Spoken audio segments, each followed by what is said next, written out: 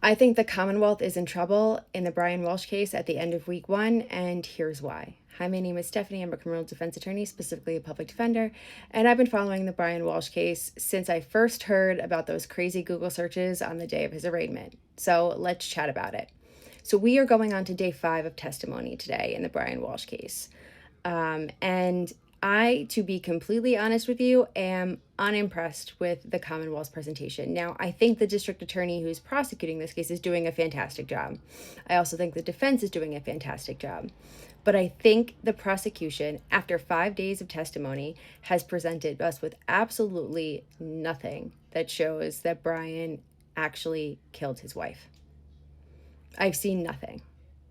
They've presented witnesses that from yoga and bar were asking if Anna filled out her application and said she was in good health or performed at bar well. They put on Anna's ex-boyfriend / lover, who at one point I was convinced during his testimony that maybe he had done it. Yes, they put up, testimony about text messages, sort of, and they put on testimony about pictures of a hacksaw, but that doesn't mean that he actually used the hacksaw. There's been no evidence of that. And you have to remember that Brian pled guilty to conveyance of a body, not dismemberment of a body, conveyance of a body. And they've showed absolutely no proof that he actually dismembered her body.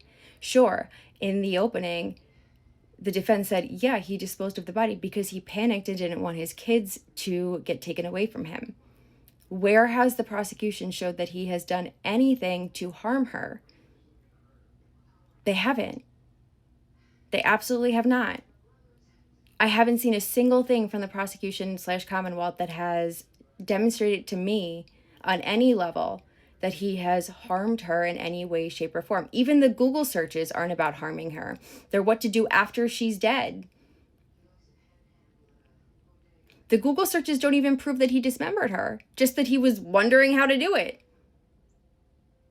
So I'm curious to see what week 2 brings for us, but at this point, I have seen absolutely no evidence that he actually harmed his wife, either perimortem or postmortem. I don't know. You let me know what you think about it, but I really am struggling to see how they're going to get past reasonable doubt at this point. So you let me know in the comments what you think, and we'll chat about it later. I hope you guys have a great Friday.